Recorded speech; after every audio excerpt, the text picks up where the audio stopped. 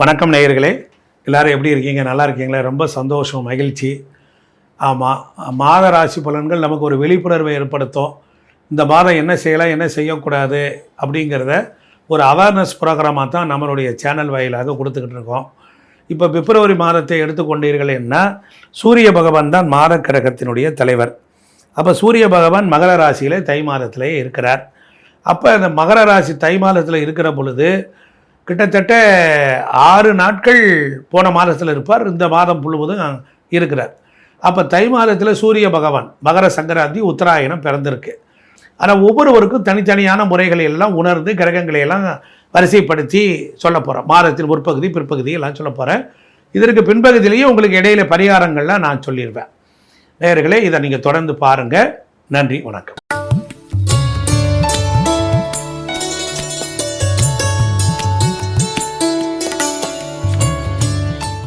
ஸ்ரீ குருப்யோ நமக. ஹரி ஓம்.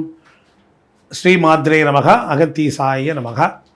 உலகெங்கும் இருக்கக்கூடிய மகர ராசி அன்பர்களுக்கு இனிய காலை வணக்கம். 2026 பிப்ரவரி மாத ராசி பலன்கள்.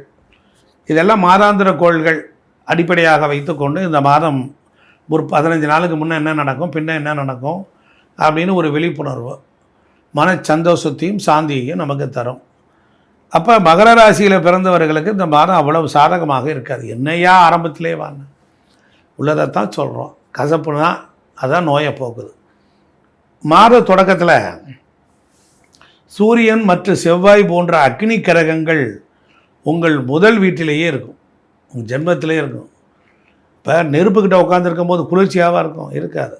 உங்கள் ராசிக்கு அட்டமாதிபதி ஜென்மத்தில் வந்து உட்காரும் பொழுது எப்படி இருக்கும்? ரொம்ப கசப்பாக தான் இருக்கும். அதோடு 2 மென்மையான கிரகங்களான புதன் மற்றும் சுக்கிரனும் உங்களுக்கு கோபத்தை அதிகரிக்கும். சிறிய விஷயங்களுக்கு கூட நீங்கள் கோபப்படுவீர்கள். பேச்சே கோபமாக தான் இருக்கும், அப்படியே ஒரு மாதிரி கொப்பளிக்கிற மாதிரியே இருக்கும். ராகு 2வது வீட்டிலும், சனி 3வது வீட்டிலும், குரு 6வது வீட்டிலும், கேது 8வது வீட்டிலும் மாதம் முழுவதும் அங்கே தான் இருக்காங்க. அப்போ மாதத்தின் பிற்பகுதியில் சூரியன், செவ்வாய், புதன் மற்றும் சுக்கிரனுடன் ராகு, எல்லா கிரகமும் ராகு ஓடத்தில் வந்துடுது. அப்போ 2வது வீடு 5 கிரகங்களால் பாதிக்கப்படுது. உணவு பிரச்சனைகள், உடல்நல ஏற்ற இறக்கங்கள் இதெல்லாம் சாத்தியமாகும். குடும்ப உறவுகளில் ஒரு கசப்பு அதிகரிக்கலாம்.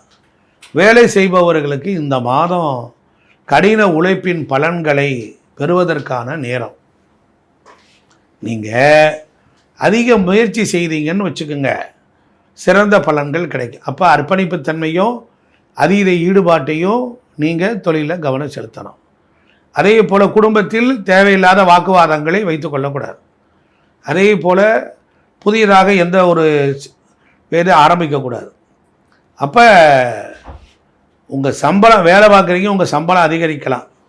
அதே நேரத்தில் வியாபாரத்தில் இருப்பீங்கன்னு வச்சுக்கோங்க, தேவையில்லாத சில சவால்களை எதிர்கொள்ள வேண்டியது வரும். அதனால் உங்கள் தொழிலை சீராக நடத்த பல்வேறுபட்ட முயற்சிகளை நீங்கள் எடுத்துக்கொள்ள வேண்டும். பல்வேறுபட்ட முயற்சிகள். அப்போ மனசில் ஒரு தேவையில்லாத அச்சங்களை வரும். மாணவர்களுக்கு ஒரு நல்ல கடின உழைப்பின் மூலம் வெற்றியை பெறலாம். இந்த மாதம் காதல் உறவுகளில் கொஞ்சம் உங்களுக்கு சாதகமான பலன்கள் தரும். திருமண உறவுகள் மிகவும் கசப்பாக மாறி மோதல்களுக்கு வழிவகுக்கும். அதனால் வாக்குவாதம், உணர்ச்சி வசப்படுறது, பொங்குறதெல்லாம் விட்டுறணும். ஆமாம், தேவையில்லாத மன உளைச்சல்களை அது கொடுத்துரும். ஆமாம், நீங்கள் வெளிநாட்டில் படிக்க ஆர்வமாக இருந்தால் ஒரு நல்ல செய்தி இருக்கிறது. அந்த மாதம் நீங்கள் அதை வெற்றி பெறலாம். உங்கள் உணவில் அதிக திரவங்களை உட்கொள்ளுங்கள், லிக்யூடாக சாப்பிடுங்க. ஏன்னா கிட்டத்தட்ட 2ஆம் இடம் சாப்பாடு, வாய், 6ஆம் இடம் உணவு. அப்படிங்கும்போது நெருப்பு சம்பந்தப்பட்ட கிரகங்கள் இருக்கும்போது நீர் சம்பந்தப்பட்ட திரவங்களை அதிகமாக எடுத்துக்கொள்ளணும். இல்லை என்றால் என்ன பண்ணணும், அதிக சூடான அல்லது குளிரான உணவை எடுப்பதை தவிர்க்கணும். நோய் வருவதற்கு வாய்ப்பு உண்டு. அதே போல் மைண்டு டிப்ரெஷன் ஆகும். உடல் ஆரோக்கியத்தில் கவனம் தேவை. எந்த ஒரு நோயையும் தவிர்க்கணும். அதனால் ஆரோக்கியமான உணவை எடுத்துக்கங்க. காரசாரமாக சாப்பிடணுங்கிற செஞ்சு அது ரொம்ப சித்திரவதையை கொண்டாந்து விட்டுருவோங்களே. அதனால் இந்த மாத ராசி பலன்களில் மகரத்துக்கு ரொம்ப கவனமாக இருக்கணும். ரொம்ப ஒரு மோசமான சூழலாக இருக்கும். இறைவன் சிவபெருமானுடைய ஆலயத்தில் பொறுத்தளவில் சென்று உழவார பணி மேற்கொள்ளலாம்.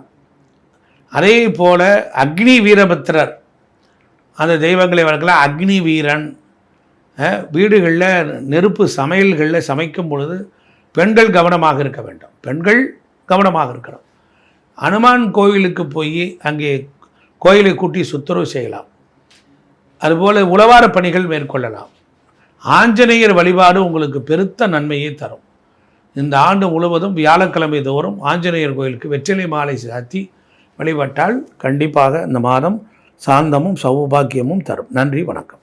மகர ராசிக்காரர்கள் அப்படின்னாலே வந்து பார்த்திங்கன்னா நியாய தர்மத்துக்கு கட்டுப்பட்டவங்க, ரொம்ப உணர்வுபூர்வமான மனிதர்களாக இருப்பாங்க. ஒரு சின்ன விஷயம் தப்பாக அவங்க மனசுக்கு பட்டாலுமே அதுக்கு வந்து ரொம்ப எக்ஸ்ட்ரீமாக ரியாக்ட் பண்ணக்கூடியவங்களாக இருப்பாங்க.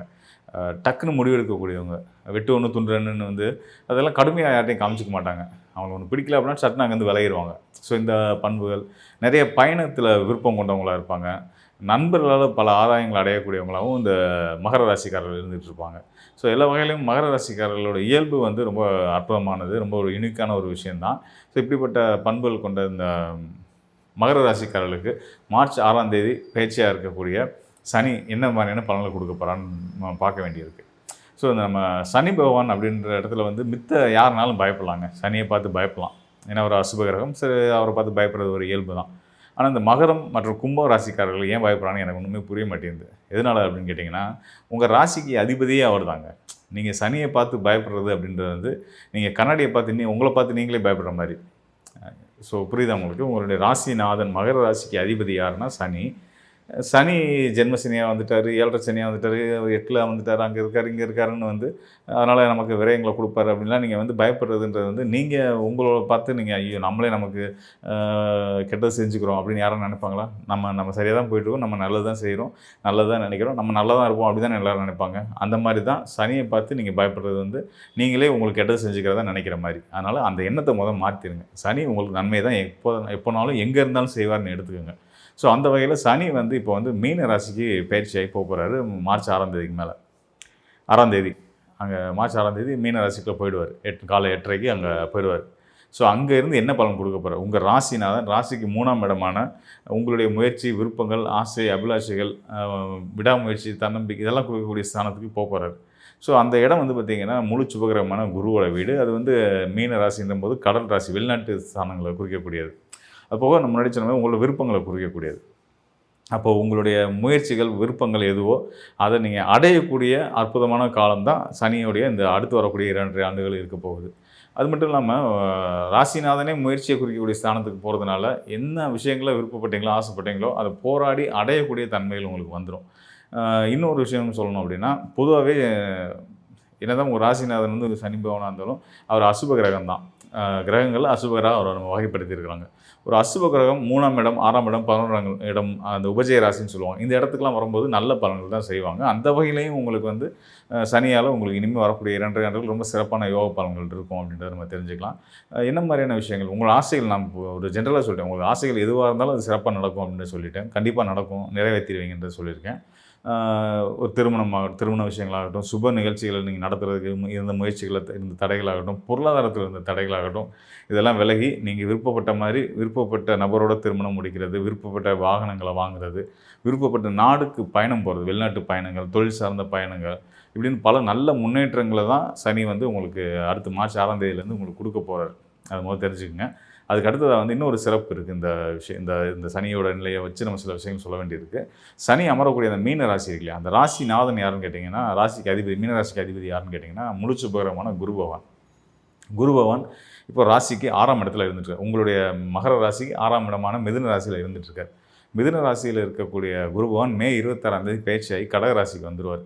இந்த கடக ராசின்றது வந்து பார்த்திங்கன்னா குரு பகவானோட உச்ச வீடு. அவர் தன்னோட உச்ச வீட்டிலேருந்து உங்களுடைய ராசிநாதன் சனி பகவான், மீனத்தில் இருக்கக்கூடிய சனி பகவானுக்கும் தன்னுடைய 9ஆம் பார்வையை கொடுக்க போகிறாரு. 7ஆம் பார்வையை உங்கள் ராசிக்கும் அவருடைய பார்வை கிடைக்க போகுது. குருடைய பார்வை ராசிக்கு கிடைக்கிறதும் ராசிநாதனுக்கும் கிடைக்கிறதும் ரொம்ப சிறப்பான யோகம். அதை நீங்கள் நல்லா தெரிஞ்சுங்க. உங்களுக்குள்ளே நிறைய நல்ல பாசிட்டிவான விஷயங்கள் உங்கள் லைஃப்பில் நடக்க போகுது. உங்களுக்குள்ளேயே வந்து ஒரு பெரிய தன்னம்பிக்கை ஏற்பட போகுது. நமக்கு நல்லது தான் நடக்கும் அப்படின்ற இயல்பான ஒரு எண்ணங்கள் வந்து கோச்சார் அடிப்படையில் கண்டிப்பான முறையில் சனியுடைய பயிற்சிக்கு அப்புறம் இருந்து நல்லாயிருக்கும். அதை விட அதை அந்த அந்த நல்ல பலன்களை இன்னும் மெருகேற்றி இன்னும் பலமேற்றி கொடுக்கக்கூடிய அளவில் குருவோட நிலையும் இருந்துகிட்டு இருக்கு. ஸோ குரு வந்து 7ஆம் இடத்துலேருந்து உங்கள் ராசிக்கு பார்வையை கொடுக்குறாருன்னா உங்கள் பேரை சொன்னால் எல்லாத்தையும் தெரிகிற அளவுக்கு நீங்கள் பிரபலமாக போகிறீங்கன்னு அர்த்தம். குரு சந்திர யோகம் வந்து செயல்படக்கூடிய நேரம். குரு சந்திரன் வந்து செலிபிரிட்டி யோகம், ஒரு எல்லாத்துக்கும் தெரிஞ்ச நபராக நம்ம மாறக்கூடிய நேரம். அப்போ உங்களோட உழைப்பால் நீங்கள் எடுக்கக்கூடிய முயற்சிகள்னால அதில் வெற்றிகள் அடைஞ்சு உங்களுக்கு குரு அருளால் நல்ல பேரும் புகழும் பொருளாதாரமும் கிடைக்க போகுது அப்படின்றது தான் நான் மகர ராசிக்காரர்களுக்கு சொல்ல விரும்புகிற விஷயம் அதுதான். எப்படினாலும் மார்ச் 6ஆம் தேதிக்கு மேலே வந்து வாழ்க்கையில் நல்ல திருப்பங்களும் முன்னேற்றங்களும் கண்டிப்பான முறையில் இருக்கும். ஜாக்பாட் அடிக்கணும் கூட சொல்லலாம். அந்தளவுக்கு வந்து குருவுடைய பலம் உன்னதமானது. அவர் முழு பலம் பெற்று உங்களுக்கு யோகத்தை கொடுக்க போகிறார். தைரியமாக சந்தோஷமாக இருங்க, வாழ்க்கை சிறப்பாக இருக்கும்.